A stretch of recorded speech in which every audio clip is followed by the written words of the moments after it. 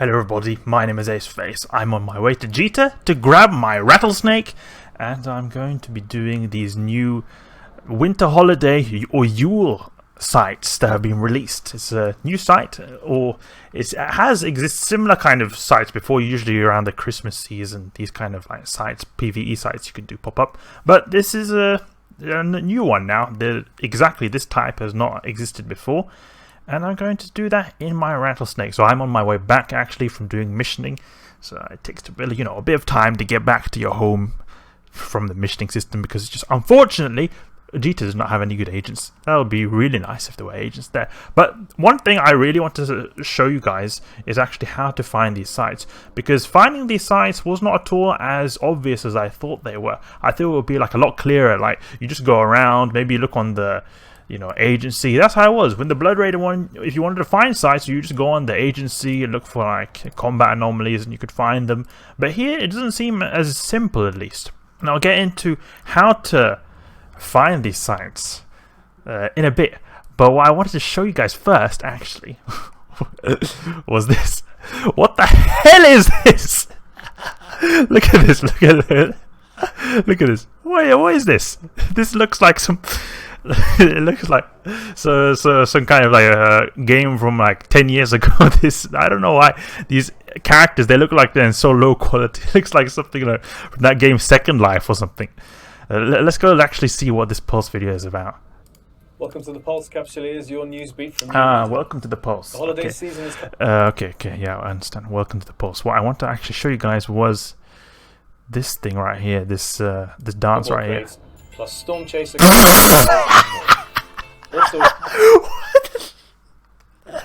What is this? Bro, you know what? EVE Online is like competing with Fortnite now. We're doing like the Fortnite dance moves. the Fortnite dance moves is EVE Online. It just seems so random. They just added this.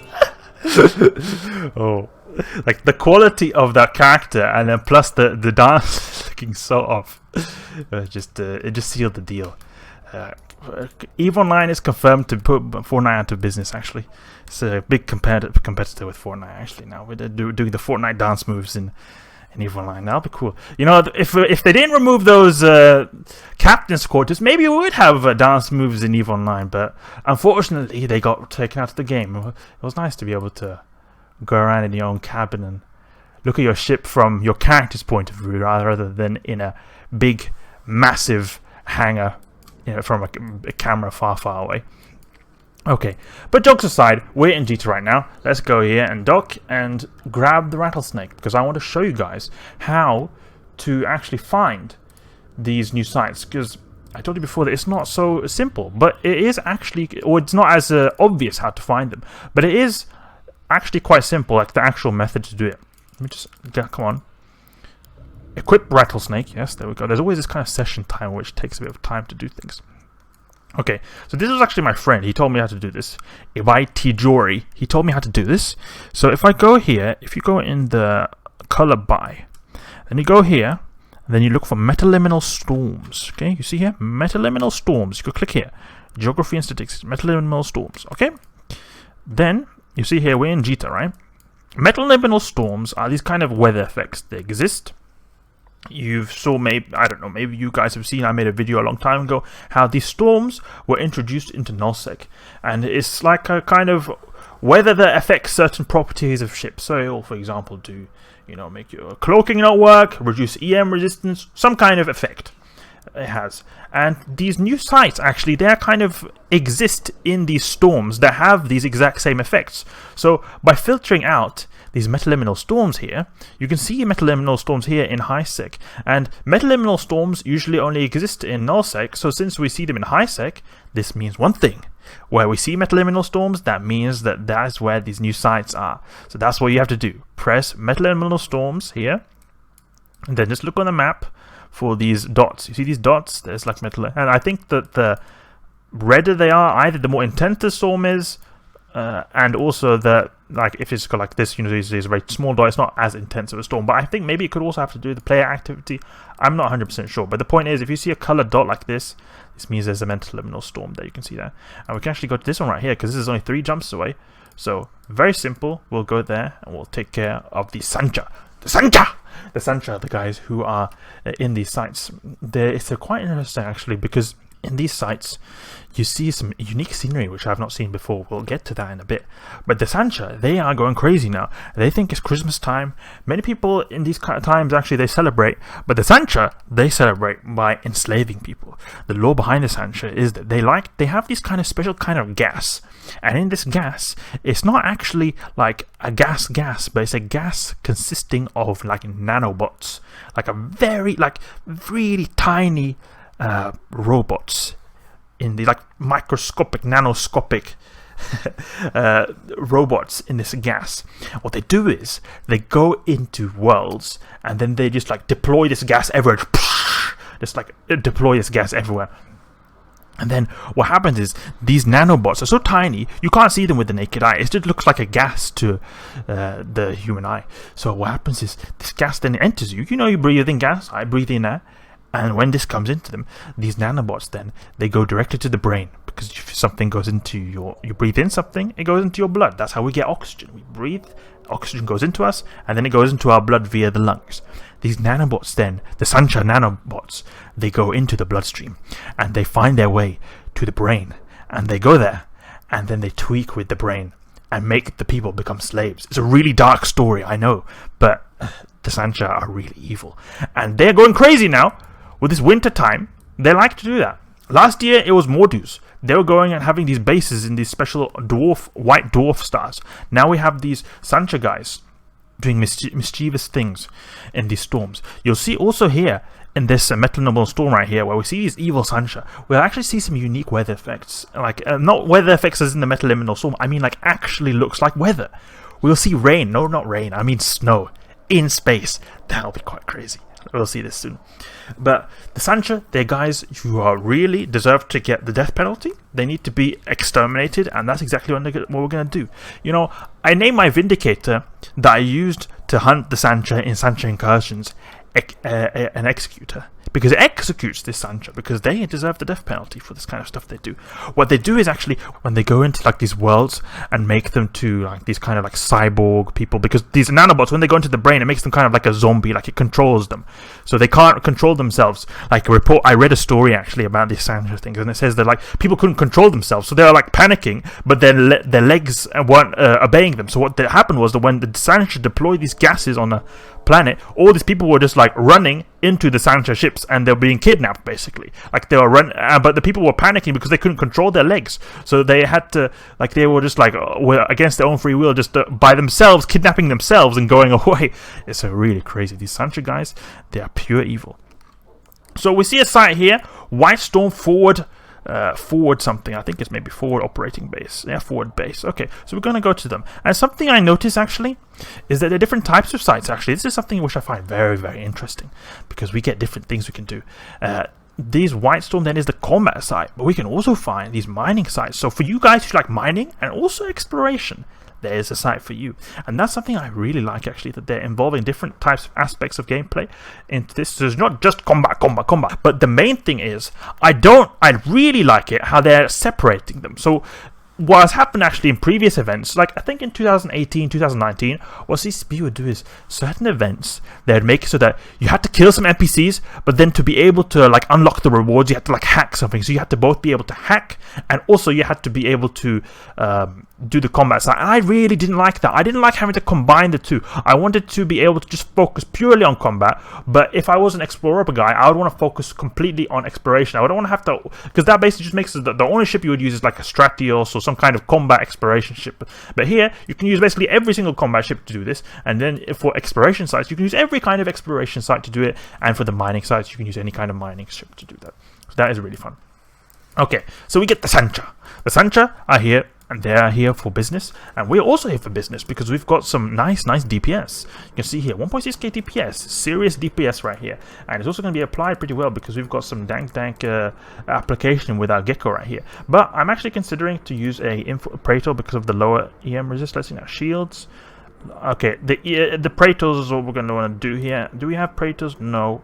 Okay, Ogres is what we're going to do then, because the Gecko has better tracking than the Ogre, but has similar DPS. But the Ogre does their thermal, so it'll go a lot quicker to kill them because these guys have got lower thermal resistance. You can see here, 64% thermal compared to these other ones. However, it would have been best to probably use the Info Praetors, but I don't seem to have any right here. I forgot to put them in, and I also thought that usually, you know, the Praetors or the Sancha guys, they have low EM and thermal resist, so it's alright. It's not that big of a deal. You know, you're still not doing that little damage. But here's the thing I wanted to show you guys, the interesting scenery. See here? Snow. It's been snowing in space, guys. Look at that. Look at that. The Sancha towers have got some snow on them. We've got snow in space. Interesting to say the least, to see snow. And I really like it, how they've not just copy-pasted in some standard, like, sites or structures. Because EVE Online, you know, they have 3D models of their stuff. Often I notice in missions, they just copy-paste the 3D models of certain structures. And that feels a bit lazy. But them completely making this, like, customized for this event, I think that's really cool, how they've added all these snow right here. Okay, so one thing, I think that the boss will spawn in at any time, and also we have to reload now. And this is a big problem. When I remember in the Blood Raider site, once I actually forgot, I reloaded exactly when the boss spawned, and then I missed out a lot of DPS. That's a problem with those these rapid heavies. They have a long reload time. But one thing I actually wanted to tell you was that you see here the combat sites on the probe launcher. If you see that there's ones here on the overview, the general overview, those ones on the general overview, I noticed they often are like they're not like done, or like they are done. People have already done them.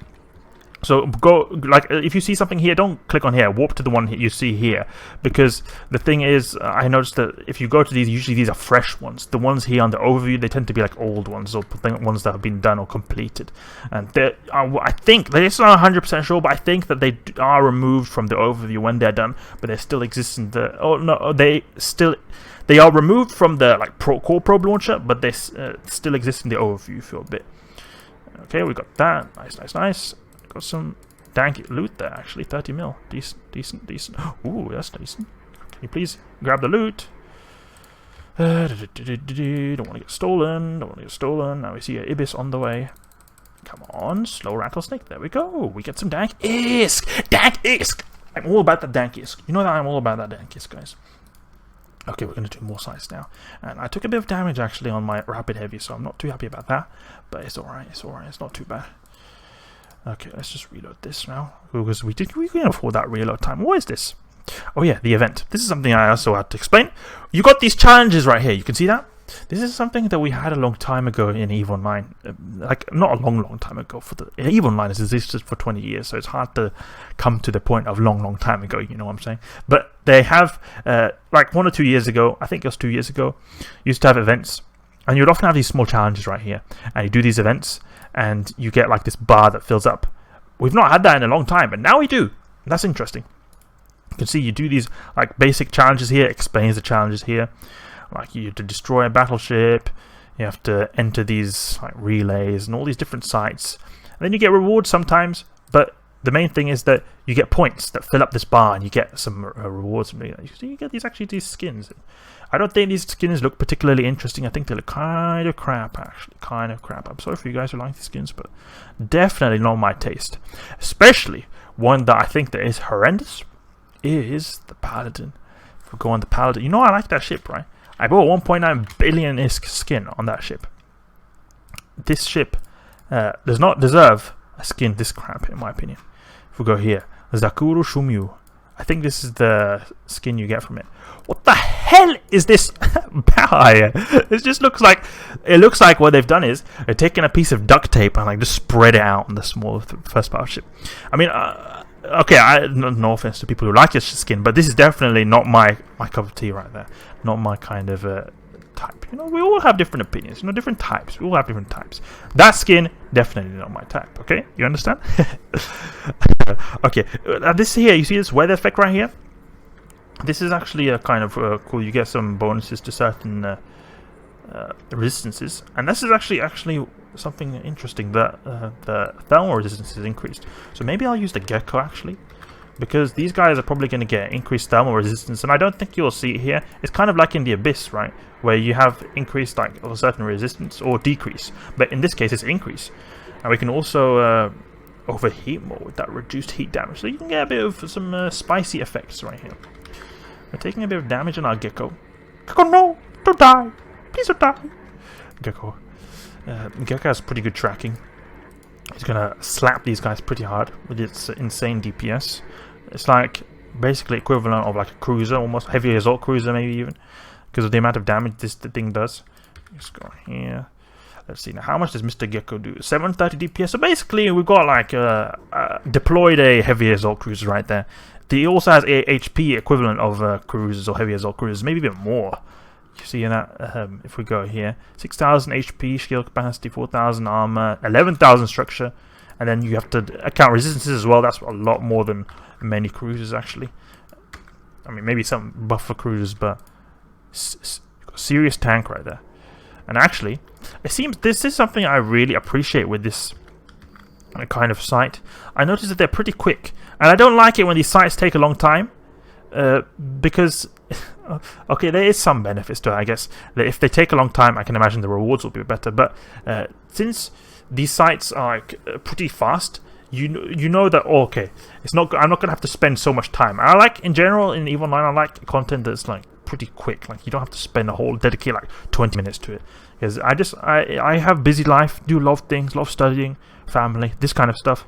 I don't often like stuff happens and I need to go and do something. I don't like to just sit down, do 20 minutes on just one thing. And it's especially anticlimactic if you have like the boss, someone steals it from you or someone out competes you, then you lose it and you spend all that time. Here, they're a lot shorter, so it's not as big of a deal if someone steals the loot.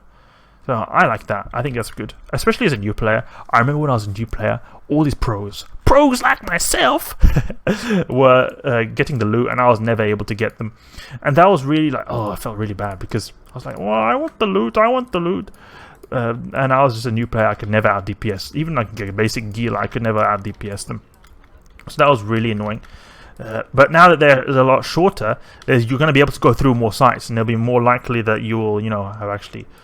You're gonna get the opportunity of getting one that's not taken by the people. So that will be, I think that'll be a good thing for new players. And it doesn't seem to be particularly crazy this site as well. Something I think that's really good is that they've not removed warp scramblers. They don't have any warp scramblers in this event. It's really annoying when you have these like warp scramblers, because warp scramblers really like you can do some mistake or something, you're not able to get out.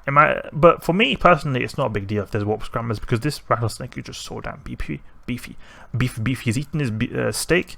Lots of protein supplements in this guy. But the point is, if you have warp scramblers, it's really punishing for new players, especially like if they see that, whoa, a new site, I'm gonna go in with my Tech 1 destroyer.